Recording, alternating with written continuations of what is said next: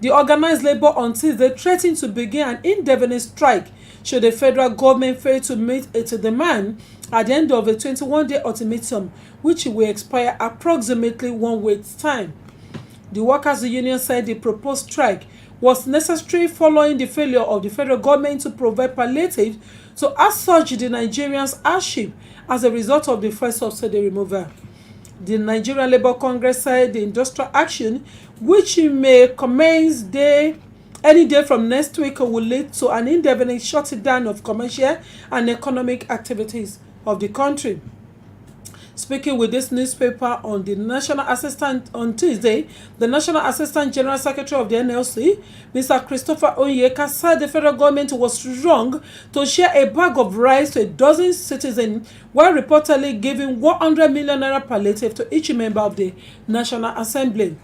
The union had on September 1st handed down a 21-day ultimatum to the federal government over the delay in sharing of palliative, say it might be compelled to declare an indefinite labor action if its demands were not met. We can get that story on page 2 of the Punch newspaper. And the next story is on page 4. Women, children, major casualties in Niger boat accident by SEMA. A tree stump inside the Jaba Dam River was responsible for the boat accident, which led to the death of 30 people in Niger State on Monday, according to the Niger State Emergency Management Agency. Tragedy struck Niger State on Sunday when a boat fully loaded with over 100 persons believed to be farmers capsized in Mokwa local government area. 30 passengers were killed, while 30 others were rescued. The state government on Monday conducted a mass burial of the deceased victims. It's such a sad story. Let's read more on page 4 of the Punch newspaper. And still on the news, Akeredolu fired Deputy Media Aide. The story has already cross-checked on Nigerian Tribune page. Another story on that page 7 says, Fubara vows to sack school principal over courtesan.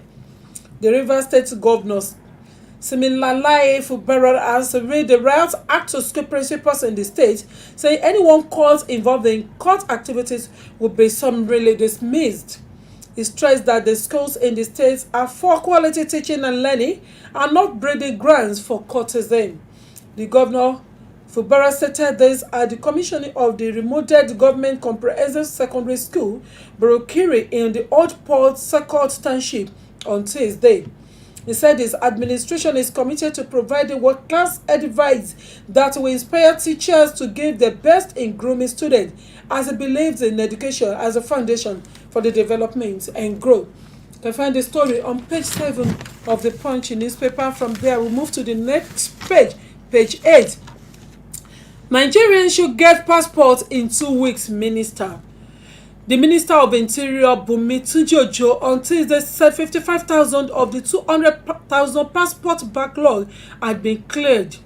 He added that more will be cleared before the end of the 2-week deadline given to the immigration boards, adding that after the backlog are cleared, Nigerians should be able to obtain their passports in 2 weeks.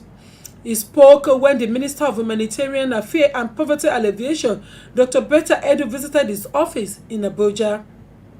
This was contained in a statement by the Director of Press, Ministry of Interior, Afoja Ajibola.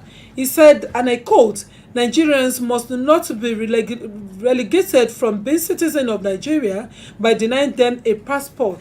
He stated further that it's believed that we must get it right now, adding that he receives updates every morning and that his very morning he is being briefed that about 55,000 passports have been cleared out of the 200,000 passport backlog. He instructed to be cleared in 2 weeks. We can get more about that story on page 8 of the Punch newspaper.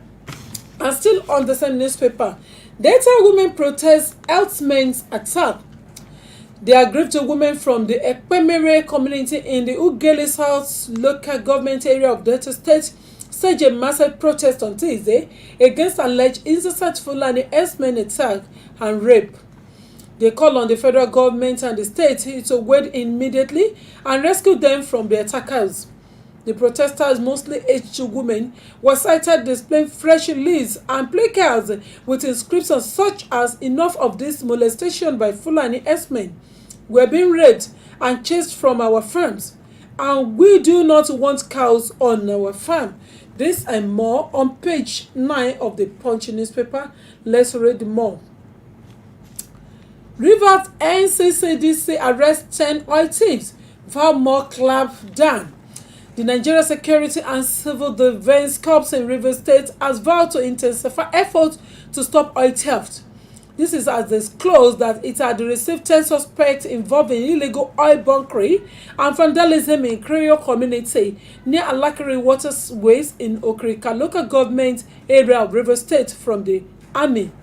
The corps said of the 10 suspects, 5 were arrested by the 29th Battalion Army, Nigerian Army, Port Harcourt, with 44 metal pipes, 4 cylinders, and over exhibit, which were handed over to the state command of the NSCDC in Port Harcourt. Let's get more gist about that story. And from Osun State, Osun Police deploy operatives and suspected cousins killed 2. Passive intercourse rivalry ongoing in Ilesha, Osun State, may have claimed another set of casualties following the killing of 2 men whose identity were not available yet at Sabo Irojo Junction on Tuesday. The incident was the second of such reported in Ilesha, as 2 men identified simply as Machine and Scale were shot dead at Imo Junction on Sunday. Giving further details of how the Imo killing occurred, a resident of the area who preferred anonymity said that the deceased were shot dead in front of a beer parlor. According to some eyewitnesses, the latest killing occurred around 2:15 p.m. during deadly clashes involving some rival cult gangs, after which the 2 dead bodies were found on the road in the area. Let's read more about that story. And lastly, on that page 9, Nigerian singer Mohbad died at 27.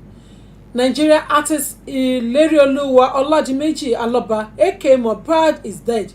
The former mainland recorded signing reportedly died on Tuesday at the age of 27. Music executive Ovi shared the sad news on his X page of it on Tuesday evening.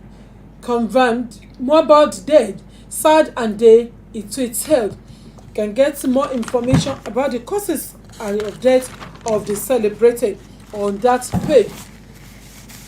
And finally, at the sport page of Nigerian Tribune, Oyo Swan set agenda for new sports commissioner.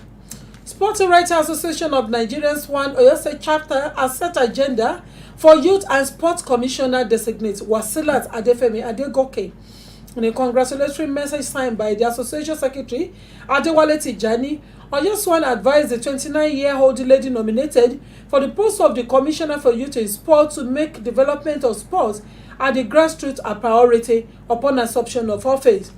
Oyo Swan, through its chairman Iyale Bioshi, noted that the grassroots sports are very important as they serve the foundation for sport development at the state and national level. He said, and I quote, "It is highly imperative for the new sports commissioner to focus more on the revival of grassroots sports, especially school games. This is because school games unearth talent and future stars for the state and the nation. A large number of Nigerian present sports stars like Tobi Amusan, Eze Burema, and Akiko Amo were products of school game." We can read more at the sport page 31 of Nigerian Tribune. And with this, I'll call it a day on today's edition of Newspaper Review. Join us tomorrow at the same time when we shall be reviewing another fresh pages of the dailies with you. Till tomorrow, I remain Temitope Ojoawo, wishing you a pleasant day. Bye for now.